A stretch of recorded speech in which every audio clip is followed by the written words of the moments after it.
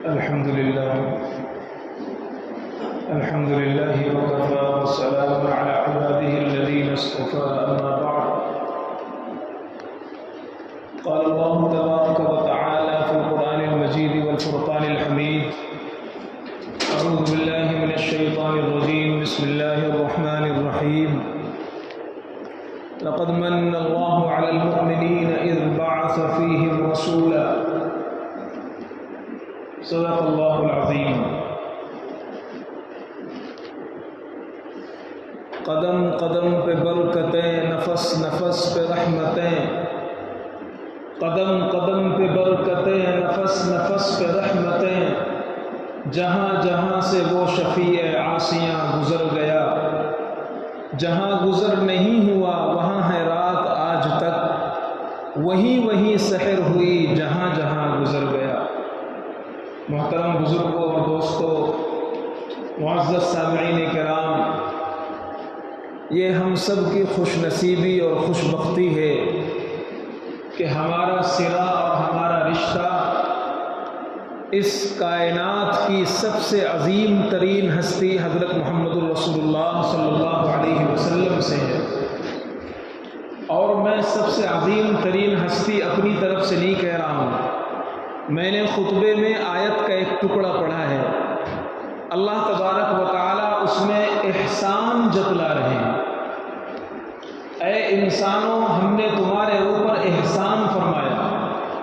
غور کرنے کی چیز یہ ہے کہ اللہ نے زمین بنائی، آسمان بنایا، چاند سورج ستارے، یہ چلتے پھرتے رینگتے دہاڑتے چلاتے چنگھاڑتے جانور اور بے شمار مخلوقات، ہزاروں قسم کی غذائیں اور خوبصورت سورج اور چاند اور سیارے اور ستارے، اتنی ساری مخلوق بنائی، لیکن خدا نے یہ نہیں فرمایا کہ میں نے زمین بنا کر تمہارے اوپر احسان فرمایا، آسمان پیدا کر کے تمہارے اوپر احسان فرمایا۔ لیکن جب باری آئی جناب محمد رسول اللہ صلی اللہ علیہ وسلم کی، آیت کا انداز بدل گیا، قرآن کا انداز بدل گیا۔ اللہ فرماتے ہیں، مسلمانوں، انسانوں، تمہارے اوپر احسان ہو رہا ہے کہ کائنات کا سب سے عظیم تحفہ تمہاری جھولیوں میں دیا جا رہا ہے، صلی اللہ علیہ وسلم۔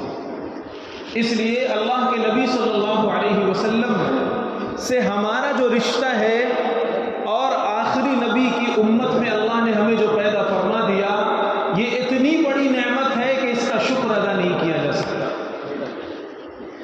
اس لیے بن مانگے ہمیں یہ نعمت مل گئی، ہم نے دعائیں نہیں کی، ہم نے اللہ سے سوال نہیں کیا، لیکن اللہ نے بن مانگے ہمارے اوپر یہ احسان فرمایا۔ اس لیے جب نبی پاک صلی اللہ علیہ وسلم کائنات کی اتنی عظیم ترین ہستی ہے، تو جس مہینے میں یہ ہستی آئے، جس دن میں یہ ہستی آئے، جس تاریخ میں یہ ہستی آئے، وہ دن، مہینہ اور وہ تاریخ بہتر ہو جاتی ہے۔ اس لیے کہ اللہ کے نبی صلی اللہ علیہ وسلم جب مکہ میں تشریف لائے، ٹھیک ہے مکہ میں ایک کعبۃ اللہ تھا، اس کی عظمت اور احترام پہلے سے متعین تھی، لیکن مدینہ کا کوئی مقام نہیں تھا، اس لیے اس میں وبا بھی پھیلی ہوئی تھی، بیماریاں پھیلی ہوئی تھیں، وہاں کی آب و ہوا صحیح نہیں تھی۔ لیکن جب محمد الرسول اللہ صلی اللہ علیہ وسلم مکہ سے ہجرت فرما کر مدینۃ الرسول، مدینہ منورہ تشریف لے گئے، اب وہ یثرب نہیں رہا، اب وہ طابہ ہوا، طیبہ ہوا، مبارک ہوا، منور ہوا، محترم ہوا، مقدس ہوا۔ نبی پاک کی برکت سے مدینہ مدینہ بن گیا۔ جس پیغمبر کی یہ ہستی کہ وہ جس جگہ قیام فرمائے وہ جگہ محترم ہے، پہاڑ بہت سارے ہیں، کوہ ہمالیہ کو اپنی اونچائی پر ناز ہے، لیکن ذرا غار حرا کو جھانک کر دیکھو، جبل ثور کو دیکھو، ان پہاڑوں کو محمد الرسول اللہ سے نسبت حاصل ہے۔ اس لیے اللہ کے پیغمبر صلی اللہ علیہ وسلم سے اگر کسی چیز کی ادنا سی نسبت ہو گئی، وہ اعلیٰ بالا عرفہ اعلیٰ ہو گیا۔ حضرت بلال کو دیکھیے، حسب و نسب اعلیٰ نہیں، سیرت اور صورت بہت اعلیٰ نہیں، نسل حبشی ہے، خاندان حبشی ہے، دیکھنے میں اتنا خوبصورتی نہیں ہے، لیکن انہوں نے دامن تھاما ہے محمد الرسول اللہ صلی اللہ علیہ وسلم کا۔ ہزاروں حسب و نسب والے، ہزاروں اونچے خاندان والے، ہزاروں قریش کے سردار، وہ حضرت بلال کی جوتیوں میں دم توڑ دیں گے لیکن حضرت بلال کا مقام نہیں پا سکتے، اس لیے کہ حضرت بلال کو محمد رسول اللہ سے نسبت حاصل ہے صلی اللہ علیہ وسلم۔ اس لیے آج کا یہ دن جسے ہم اور آپ 12 ربیع الاول کے نام سے جانتے ہیں، مشہور قول کے مطابق آج ہی کی تاریخ میں اس دھرتی پر سب سے بڑا نور ظاہر ہوا جناب محمد رسول اللہ صلی اللہ علیہ وسلم۔ اس لیے جب اللہ کے پیغمبر صلی اللہ علیہ وسلم اس تاریخ میں آئے، یہ تاریخ عام تاریخوں سے بہتر، وہ دن عام دنوں سے بہتر، وہ گھڑی عام گھڑیوں سے بہتر، وہ جگہ عام جگہوں سے بہتر، اللہ کے نبی صلی اللہ علیہ وسلم کا یہ مقام، یہ عظمت ہے۔ اور یہ کیوں نہ ہو؟ اس لیے کہ آپ صلی اللہ علیہ وسلم کے آنے سے صرف مکہ والوں کو خوشی نہیں ہوئی، صرف حجاز والوں کو خوشی نہیں ہوئی، صرف اس زمانے والوں کو خوشی نہیں ہوئی، اس لیے کہ اللہ کا قرآن کہتا ہے وَمَا أَرْسَلْنَاكَ إِلَّا رَحْمَةً لِّلْعَالَمِينَ، اے پیغمبر ہم نے آپ کو سارے جہانوں کے لیے رحمت بنا کر بھیجا ہے، سارے جہانوں کے لیے رحمت بنا کر بھیجا گیا۔ اب عورتوں کو عزت و احترام کی نگاہ سے دیکھا جائے گا، وہ عورت جس کی پوری دنیا میں کوئی ویلو نہیں تھی، کوئی اسے جنگل میں چھوڑ آتا، عرب کے درندے اسے گڑھا کھود کر بچیوں کو گاڑ دیا کرتے تھے، محمد رسول اللہ صلی اللہ علیہ وسلم تشریف لائے، سب سے پہلے آپ نے آواز بلند کی اور سب سے پہلے دنیا والوں کو درس دیا، لوگوں ماں کے قدموں تلے جنت تلاش کیا کرو۔ اتنا اونچا مقام عورت کو دے دیا۔ عورت اگر بہن کی شکل میں ہے، ماں کی شکل میں ہے، بیوی کی شکل میں ہے، کسی بھی روپ میں ہے، وہ قابل احترام ہے۔ اللہ کے پیغمبر صلی اللہ علیہ وسلم کے آنے سے گرے پڑے کچلے طبقے کو وہ مقام ملا جس کو بیان نہیں کیا جا سکتا۔ اللہ کے نبی صلی اللہ علیہ وسلم کے آنے سے صرف یہ نہیں ہوا کہ صرف مسلمانوں کے لیے آپ رحمت ہیں، نہیں، ایک اونٹ آپ تشریف لے گئے، ایک اونٹ بندھا ہوا ہے، نبی یہ پاک کو دیکھ کر ٹپ ٹپ اس کی آنکھوں سے آنسو بہنے لگے۔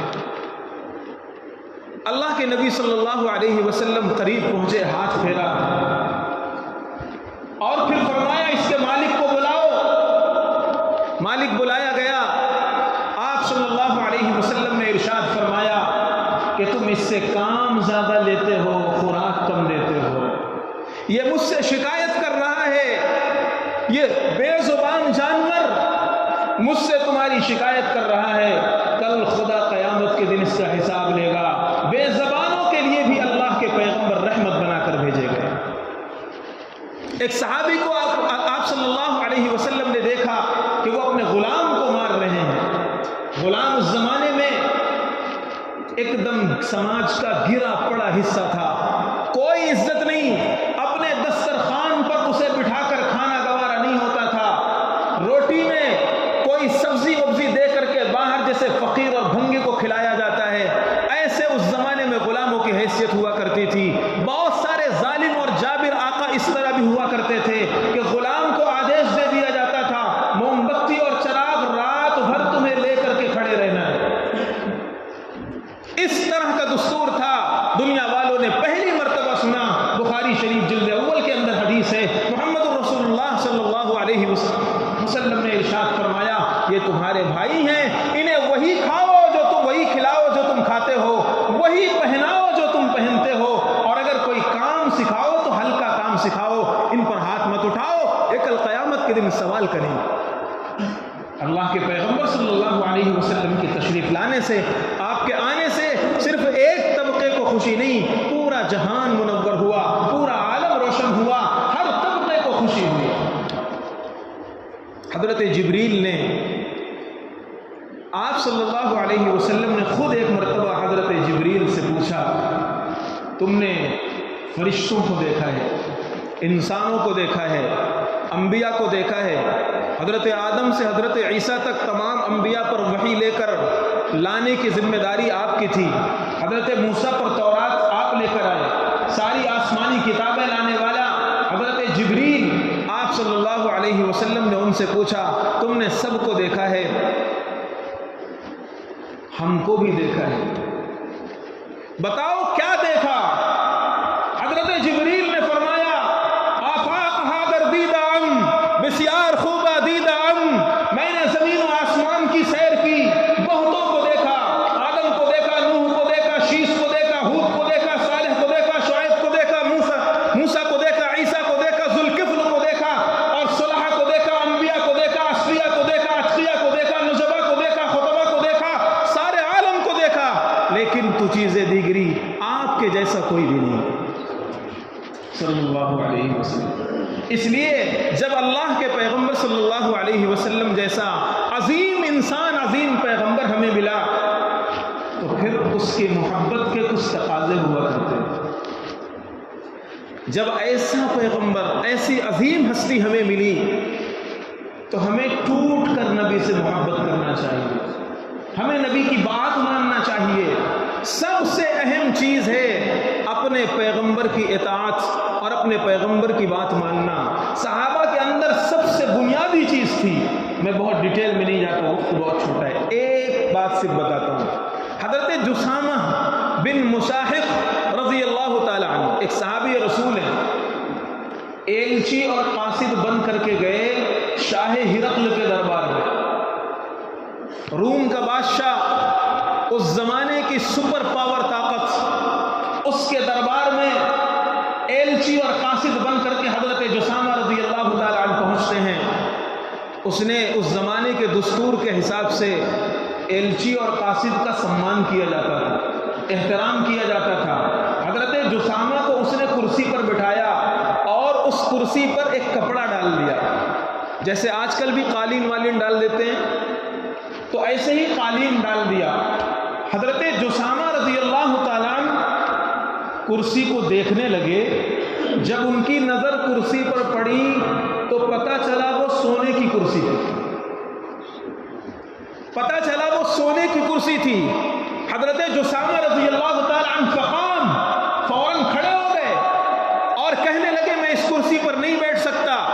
فضحک ہرقل ہنسنے لگا، اس کے درباری مذاق اڑانے لگے اور یہ سوچنے لگے کہ یہ عرب کے بدو، بے سلیقہ دیہاتی، انہیں بیٹھنے کا سلیقہ نہیں، چیزوں کے جاننے کا سلیقہ نہیں، چیزوں کے برتنے کا سلیقہ نہیں. بیٹھو، یہ تمہاری رسپیکٹ ہے، تمہارا احترام ہے. حضرت جسامہ رضی اللہ تعالی عنہ نے جو جواب دیا ہر مسلمان کے کلیجے کی آواز ہے. فرمایا میرے پیغمبر نے سونے کے استعمال کرنے سے مردوں کو منع فرمایا. اب چاہے وہ شاہ ہرقل کا دربار ہو یا دنیا کے کسی بادشاہ کا دربار ہو، جسامہ اس پہ نہیں بیٹھ سکتا اس لیے کہ میرے نبی کو پسند نہیں. یہ لوگ تھے جو راہ وفا سے گزر گئے. آج کل ہم لوگ دوسروں کی رعایت میں خلاف شریعت ہزاروں کام کرتے ہیں. کسی دوست نے کہا چل بھائی جلوس میں چلتے ہیں، چل بھائی فلاں جگہ چلتے ہیں، چل بھائی فلاں خرافات میں چلتے ہیں. بس دوسروں کے کہنے پر، دوسروں کی بات میں ڈھول تاشے باجے گاجے کے پیچھے چلے جاتے ہیں اور ہم سمجھتے ہیں کہ ہم نے اچھا کام کیا. صحابہ کرام کے اندر سب سے بنیادی چیز یہ تھی کہ وہ نبی پاک صلی اللہ علیہ وسلم سے ٹوٹ کر محبت کرتے تھے اور آپ کی ہر ممکن بات مانتے تھے. ان کے مزاج کے حساب سے، ان کی طبیعت کے مطابق ہو یا طبیعت کے مطابق نہ ہو، سماج کیا کہے گا، رواج نہیں ہے. حضرت عثمان غنی رضی اللہ تعالی عنہ مکہ تشریف لے جاتے ہیں. ابھی مکہ میں سرداران قریش کی بادشاہت ہے، انہی کا دبدبہ ہے. حضرت عثمان غنی رضی اللہ تعالی عنہ کی لنگی آدھی پنڈلی تک رہتی ہے. اسی طرح لنگی باندھ کر کے وہ مکہ پہنچتے ہیں.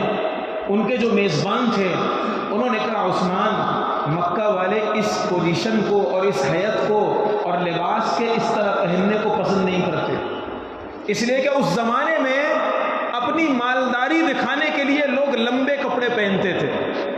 کیونکہ وہ زمانہ وہ تھا جس زمانے میں لوگوں کے پاس کپڑے نہیں ہوتے تھے، اپنے بدن کو چھپانے کے لیے اوپر کے حصے میں بھی کپڑے نہیں ہوتے تھے. ایک چادر ہوتی تھی، لوگ اسی کو لنگی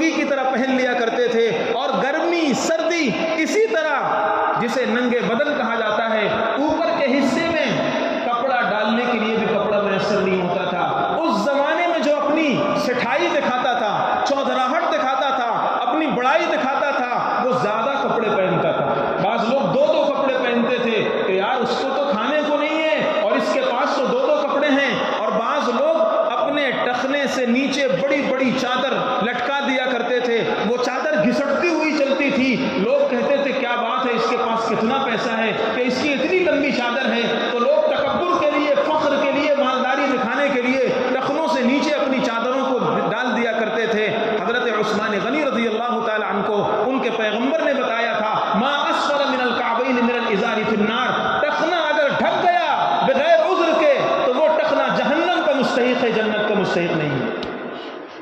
اگر پینٹ سے، پیجامے سے، لنگی سے، اپنے کپڑے سے اگر مردوں میں ٹخنا ڈھک لیا اور اسی طرح ٹخنے فیشن کے نام پر کسی نام پر ٹخنا ڈھک کر کے چل رہے ہو، بخاری کی حدیث، اللہ کے پیغمبر نے فرمایا وہ ٹخنا جہنم کا حقدار ہے۔ حضرت عثمان غنی رضی اللہ تعالیٰ عنہ نے سن لیا تھا جب ان کے میزبان نے یہ کہا کہ عثمان مکہ والے اس کو پسند نہیں کرتے کہ تمہارا ٹخنا کھلا ہوا ہے، تمہاری لنگی آدھی پنڈلی تک ہے۔ حضرت عثمان غنی رضی اللہ تعالیٰ عنہ نے جو جواب دیا وہ ہم مسلمانوں کو جھنجھوڑنے والا ہے۔ فرمایا مکہ والے پسند کریں یا نہ کریں، میں تو اپنے رخ مصطفیٰ کو دیکھتا ہوں، میرا نبی پسند کرتا ہے، دنیا کی مجھے کوئی پرواہ نہیں ہے۔ اگر ساری دنیا ایک طرف ہو جائے اور کہے عثمان تو ٹخنا ڈھک لے، خدا کی قسم میں ٹخنا نہیں ڈھک سکتا، اس لیے کہ میرے پیغمبر کو پسند نہیں ہے۔ یہ تھے سچے عاشق رسول، یہ تھے نبی سے سچی محبت کرنے والے۔ اور آج کل ہم ذرا ذرا سے بہانے بنا کر داڑھی نہیں رکھتے، ذرا سے بہانے بنا کر اپنے کپڑوں کو ٹخنے سے نیچے لٹکاتے ہیں، دوسروں کو دیکھا دیکھی فیشن اور رواج کی وجہ سے ہم نبی کی باتوں کو نہیں مانتے اور کوشش بھی نہیں کرتے، اور ہم یہ سمجھتے ہیں کہ صرف 12 ربیع الاول کو جلوس نکال دو، ڈھول تاشے کے پیچھے تھوڑا سا شور شرابہ کر لو اور ہم نبی کے عاشق بن جائیں گے۔ خدا کی قسم یہ عشق رسول نہیں ہے۔ عشق رسول تو اپنے نبی کی پوری زندگی اپنے اوپر اتارو۔ عشق رسول یہ ہے کہ سیکھو میرے نبی نیند سے اٹھتے کیسے تھے۔ جب اللہ کے پیغمبر صبح صبح تہجد کے وقت میں نیند سے بیدار ہوا کرتے، سب سے پہلے اپنے ہاتھوں سے اپنی آنکھوں کو ملا کرتے، الحمدللہ الذی احیانا بعد ما اماتنا والیہ النشور۔ 8 دعائیں حدیث کے اندر موجود ہیں، کبھی پیغمبر یہ دعا پڑھتے، کبھی وہ پڑھتے، پھر آسمان کی طرف منہ کرتے، 3 مرتبہ سبحان الملک القدوس پڑھا کرتے، پھر اللہ کے پیغمبر اپنے داہنے ہاتھ کو داخل کر کے کپڑے پہنا کرتے، پھر استنجا کے لیے جاتے تو اپنے بائیں پیر کو اندر داخل کرتے، دایاں پیر باہر نکالتے، دعائیں پڑھ کر اہتمام کرتے۔ اللہ کے پیغمبر کی زندگی صبح نیند سے بیدار ہو کر رات بستر پر جانے تک پوری زندگی، ساری زندگی صحابہ کے سامنے تھی۔ نبی جب نماز فجر کے لیے نکلتے کیا دعائیں مانگتے، جب نماز فجر سے فارغ ہو جاتے کیا دعائیں مانگتے، فجر کی نماز کے بعد اپنی جگہ پر اشراق تک بیٹھ کر کیا پڑھا کرتے تھے، اشراق کے بعد کیا کیا کرتے تھے۔ اگر ہم اپنے نبی کی زندگی کو اپنی زندگی میں اتار لیں گے تو عشق رسول ہوگا۔ عشق رسول باتوں سے نہیں ہوا کرتا، عشق رسول کردار سے ہوا کرتا ہے۔ عشق رسول کردار سے ہوتا ہے۔ اپنے نبی کی زندگی اپنے اندر اتارو، جیسے عشق رسول صحابہ نے کیا۔ اور کیسے کیا؟ صرف ایک بات بتا کر وقت پورا ہو جائے گا۔ کیسے کردار کے بندے تھے، اور ہم تو صرف گفتار کے بندے ہیں۔ گفتار ہمارے پاس صرف باتیں ہیں۔ حضرت عبداللہ ابن عمر رضی اللہ تعالی عنہ صحابی رسول ایک مرتبہ اپنے شاگردوں کے ساتھ سفر کر رہے ہیں۔ سفر کرتے کرتے کرتے کرتے ایک جگہ پہنچے، فرمایا قافلہ روک دو۔ اور قافلہ روکنے کا مطلب آج کل بائک پارک کرنا نہیں، ایکٹیوا کھڑی کر دو کنارے، اتنا آسان ہو نہیں۔ اس زمانے میں قافلہ اتارنے کا مطلب سارے اونٹوں کو کھڑا کرنا، ان کو باندھنا، ان کا سامان نکالنا، اور بہت بڑی ذمہ داری اور بڑی تیاری۔ اس لیے ہر جگہ لوگ پڑاؤ نہیں ڈالا کرتے تھے، ہر جگہ رکا نہیں کرتے تھے۔ عبداللہ ابن عمر رضی اللہ تعالی عنہ نے فرمایا اس جگہ پڑاؤ ڈالو، قافلے کو حکم آپ نے دیا۔ شاگرد تھے، انہوں نے کہا ہو سکتا ہے کچھ کام ہو یا یہیں آرام کا تقاضا ہو۔ آپ نے لوٹے میں برتن میں پانی لیا اور دور چلے گئے استنجا کرنے کے لیے۔ اچھا، ہمارے انڈیا جیسا ماحول تو تھا نہیں کہ جھاڑ درخت یہاں چھپ گئے وہاں چھپ گئے، عرب کا ریگستان، دور دراز کئی کلومیٹر تک کوئی جھاڑ ہی نہیں۔ آپ نظروں سے اوپر بہت دور چلے گئے اور استنجا کرنے کی جو پوزیشن ہوتی ہے، استنجا کرنے کے لیے بیٹھے اور فوراً اٹھ گئے اور چلے آئے۔ شاگردوں نے جب دیکھا، یہ سب منظر شاگرد دور سے دیکھ رہے تھے، شاگردوں نے جب دیکھا تو فرمایا حضرت الاستاذ ایک بات سمجھ میں نہیں آئی، آپ کو استنجا لگی تھی یا نہیں لگی تھی؟ اگر نہیں لگی تھی تو اترے کیوں، اور اگر لگی تھی تو کیا کیوں نہیں؟ حضرت عبداللہ ابن عمر رضی اللہ تعالی عنہ نے جو جواب دیا، کیا جواب تھا، کیسا عشق رسول تھا! فرمایا استنجا نہیں لگی تھی، لیکن آج سے سالوں پہلے میں محمد الرسول اللہ صلی اللہ علیہ وسلم کے ساتھ تھا، اسی راستے سے گزر رہا تھا جب یہ جگہ آئی تھی، یہ مقام آیا تھا، یہاں میرے نبی کو استنجا کا تقاضا ہوا تھا، میرے نبی استنجا کے لیے اترے تھے اور اسی جگہ تشریف لے گئے تھے جہاں میں گیا تھا۔ پیشاب لے آنا، استنجا کا تقاضا پیدا کرنا یہ میرے اختیار میں نہیں تھا، لیکن قافلہ روک کر اس جگہ تک چلے جانا یہ میرے اختیار میں تھا، اس لیے میں قافلہ روکا اور وہاں گیا اور استنجا کا تقاضا نہ ہونے کے باوجود وہاں بیٹھا اور پھر آ گیا، یہ بتلانے کے لیے کہ اے لوگوں عشق رسول اسے کہتے ہیں۔ ہم کیا سمجھتے ہیں کہ ہم صرف 2-3 باتیں کر لیں گے تو یہ عشق رسول ہے؟ نہیں بزرگوں اور دوستوں، عشق رسول کردار مانگتا ہے۔ تمہاری رات نبی کی رات کے جیسے ہوئی یا نہیں؟ امی عائشہ فرماتی ہیں اللہ کے نبی جب گھر میں انٹری کرتے تھے سلام کرتے آہستہ، اور اتنا آہستہ کہ جاگنے والا جواب دے دے، سونے والے کو ڈسٹرب نہ ہو۔ اور ہمارا نوجوان ڈھابے سے 3 بجے رات میں دوستوں کے ساتھ پارٹی کر کے آئے گا اور دروازہ اس انداز سے کھولے گا کہ سونے والے جگ جائیں گے، بلکہ بہت سے نوجوان اس ٹائم اپنی بیوی کو جگائیں گے چائے بنا۔ ہماری رات نبی کی رات کی طرح نہیں، ہماری انٹری نبی کے انٹری کی طرح نہیں، ہمارا گھر سے نکلنا نبی کے نکلنے جیسا نہیں، ہمارا کاروبار، ہمارے معاملات، ہماری معاشرت، ہمارے اخلاق، ہمارا کردار، ہماری گفتار، ہماری رفتار، ہماری نماز، ہماری تلاوت، ہماری عبادت، ہمارے دن، ہماری رات کوئی پیغمبر جیسا نہیں، اور ہم کہیں ہم عاشق رسول ہیں تو اپنے آپ کو جھانک کر دیکھنا چاہیے اپنے گریبان میں کہ کہاں کہاں نبی کی چیزیں ہم سے چھوٹی ہوئی ہیں۔ جہاں جہاں چھوٹی ہوئی ہوں ان چیزوں کو فالو کرو، ان چیزوں پر عمل کرو، اور ان چیزوں کو عمل کرنے کے ساتھ ساتھ اپنی زندگی کو نبی کی زندگی کے مطابق بناؤ۔ اگر ہم اس میں کامیاب ہو جاتے ہیں تو آپ یہ سمجھیے کہ عشق رسول ہے، ورنہ 12 ربیع الاول ہر سال آئے گا اور چلا جائے گا۔ آج کے دن سبق لو، میسج لو اور سیکھو، اپنے امام صاحب سے، علماء سے جڑو اور کہو کہ 10 منٹ مجھے نبی کی سیرت پڑھاؤ، 10 منٹ مجھے نبی کی خلوت بتاؤ، نبی کی جلوت بتاؤ، نبی کی راتیں سکھاؤ، نبی کے دن سکھاؤ۔ بخاری کے اندر حدیث ابن عباس رضی اللہ تعالیٰ عنہ، آخری بات 1 منٹ کی شاید، ابن عباس رضی اللہ تعالیٰ عنہ، ان کی خالہ ہیں حضرت میمونہ رضی اللہ تعالیٰ عنہ، یہ ہماری ماں ہے، نبی کی بیوی ہے۔ ایک مرتبہ یہ اپنے خالہ سے کہتے ہیں خالہ جان ایک رات مجھے آپ اپنے گھر میں سلا سکتی ہیں؟ ایک رات مجھے آپ اپنے گھر میں سلا سکتی ہیں؟ اور وہ رات جب آپ کی باری ہو، محمد الرسول اللہ آپ کے گھر میں جب آرام کریں، اس رات مجھے سلائیے۔ کیوں؟ اس لیے کہ امی جان، خالہ جان، جب پیغمبر باہر ہوتے ہیں آپ کی ساری چیزیں ہم دیکھتے ہیں، لیکن نبی رات میں اٹھتے کیسے ہیں، اپنے رب کو پکارتے کیسے ہیں، تہجد میں گڑ گڑاتے کیسے ہیں، اپنے اللہ سے مناجات کیسے کرتے ہیں، یہ ہمارے سامنے نہیں ہوتا۔ میں آج کی رات پوری جاگ کر کے نبی کی رات دیکھنا چاہتا ہوں، نبی کی ذات دیکھنا چاہتا ہوں، نبی کی رات کا سبق سیکھنا چاہتا ہوں۔ خالہ جان مجھے ایک رات اپنے حجرے میں آرام کا موقع دیجیے۔ یہ تھے ابن عباس رضی اللہ تعالیٰ عنہ۔